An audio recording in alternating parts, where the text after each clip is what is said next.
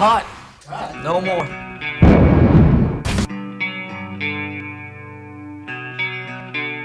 Jeg prøver at komme hjem så meget jeg kan. Det bliver nok gennemsnitligt 5 gange om året. Hver år sommerferie. Hver år alle børnene hjem og hils på familie og hang out og så videre. Så altså, jeg har været hjemme i 3-4 uger i år. Vi er på rejse tilbage i tiden. Her på hjørnet, du. Jamen, okay. En bygning er der endnu. Tilbage til starten af 80'erne, hvor Metallica med danske Lars Ulrich er det nye store navn i amerikansk heavy rock. Hjørnet er Strandvadsvej og Øresundsvej. På Amager. Dejlig Amager. Og længere tilbage til 8. klasse, hvor tiden går med tennis og trommer og på at gå til konfirmationsforberedelse. Vi sad foran præsten der, og han gik så hele holdet igennem og spurgte os alle sammen meget seriøst. Og ikke dumme svar, ikke brandmandssvar. Og gik hele holdet igennem og spurgte, hvordan kunne vi selv se os i fremtiden, i de ældre år.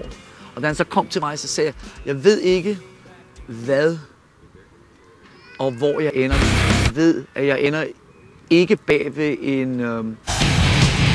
ved et arbejdsbord. Jeg ender ikke i et kontor.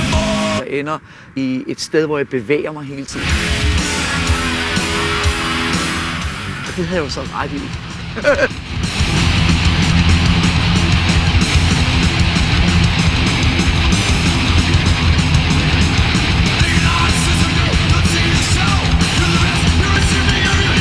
Lars Ulrich er kun 17 år, da han flytter til USA i 1981. Planen er ikke at spille trommer. Lars Ulrich vil forfølge sin drøm om at blive professionel sportsmand. En tennisstjerne så stor som sin far Torben Ulrich.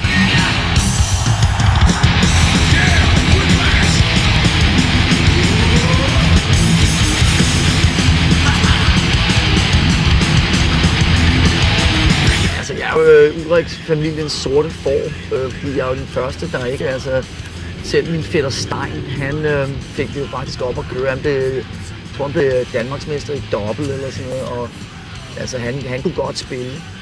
Han kan stadig give mig en røvfuld. Heroppe kan I se Messiaskirken, det var en skart om, hvor jeg gik til præst. Der lå 8 røde grusbaner. Det lykkedes aldrig for Lars Ulrich at slå sig igennem som professionel i familiesporten tennis. Problemet var, at jeg aldrig rigtig blev stor ved siden af nogle af de der andre, Michael Mortensen og Peter Bastiansen og Sten Danisgaard og så videre. Søren Højberg, du! Hej! Her indhenter fortiden Lars Ulrich på HIK's træningsbane. Søren Højberg er en gammel ven af familien og en veteran i dansk toptennis.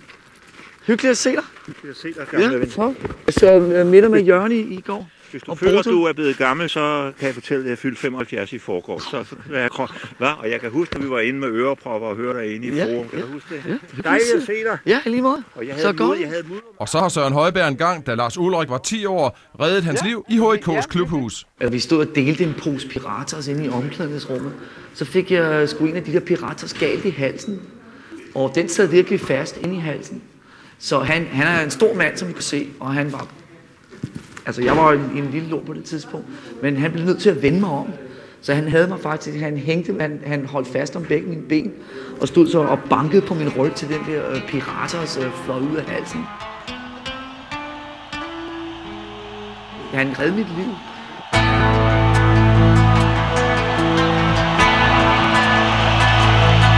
Så ofte kom vi ned, lige sådan et kvarter efter kl. 24. Og så gik vi ind, og så havde vi alle indendørsbanerne til os selv. Så det var sådan full time hernede, det var det altså. Hvis ikke jeg var over i skolen eller hjemme, faktisk i 70'erne, det var her, I kunne finde os. Så er jeg jo altså på en måde sådan lidt joken i, altså det sorte får, der er den første, der ikke ligesom fik det ført videre, men altså det er okay. De har tilgivet mig resten af Ulrich-holdet.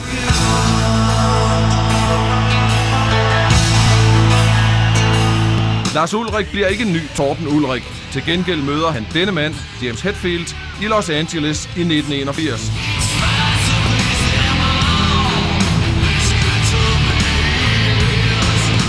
Lars Ulrich har sat en annonce i en avis, trommeslager søger band. Sammen med James Hetfield danner han Metallica, der bliver det største navn nogensinde i heavy metal.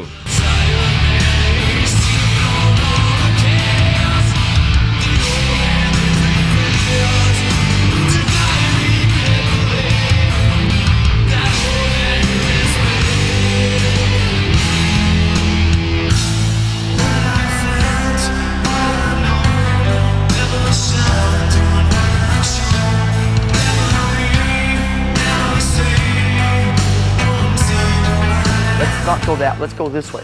Yeah. Men hvis vi vil finde metals rod, må vi søge længere tilbage. Vi skal til København midt i 70'erne. Lars Ulrik er på jagt efter et af sine tidlige ungdoms pejlemærker.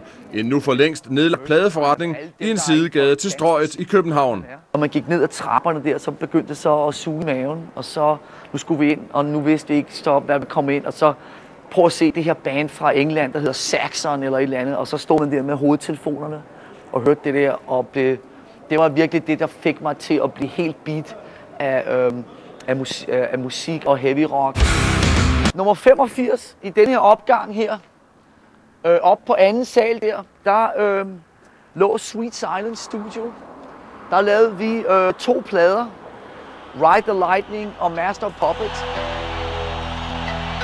Så efter at jeg Hellerup-drengen og HK og alt det der var blevet smidt væk og gået tabt.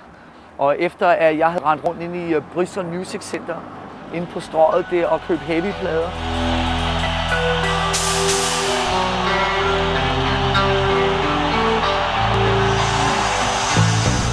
Bristol Music Center, det var før du havde alle de der kæmpe Virgin og HMV forretninger og alt det der. Der havde du Bristol Music Center. Da jeg så endelig fik dannet det her band i USA, så kom vi til Danmark i 84 og 85 og lavede 2 plader der.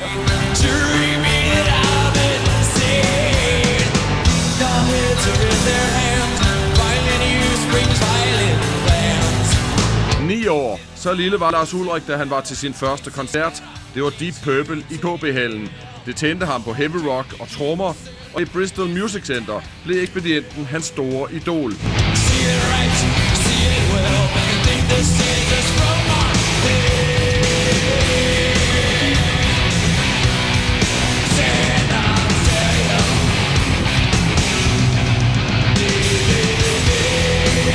Den legendariske Ken Anthony arbejdede nede i kælderen. Det var ham, der stod for heavy rock afdelingen. I 1979 og 80, da alle tingene begyndte at ske over i England med Iron Maiden og Def Leppard og Saxon og Motorhead, der var det så ham, der styrede det. Han importerede alle pladerne ind. Og så det var der 2-3 gange om ugen, så var op på S-toget, heroppe station, ind til Vesterbro, ind og stå inde i Heavy Metal Heaven. Altså hvis I går lige her med hurtigt, så kan du se her, lige hernede i den bygning, dernede med røde tag, der er Merciful Fate, der var øvelokale for Merciful Fate og Artillery og nogle af de andre heavy bands i midt af 80'erne. De havde øvelokale lige ned den port der.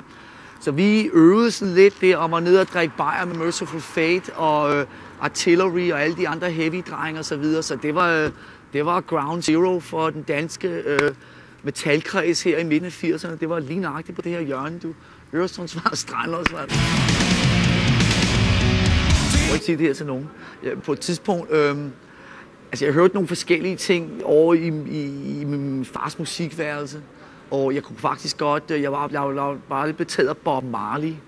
Så jeg var inde en dag med idolet Ken, og sagde, at jeg faktisk også var interesseret i en Bob Marley-plade. Så blev han meget sur på mig og sagde, at det er sådan noget, måtte jeg ikke høre osv. Vi kørte om natten, arbejdede om natten. Så Metallica kom ud her på en af de her sideveje og spiste stegt flæsk og persillesauce og danske delikatesser fra fru Pernille der. Og så kom vi så herover og indspillede hele natten lang.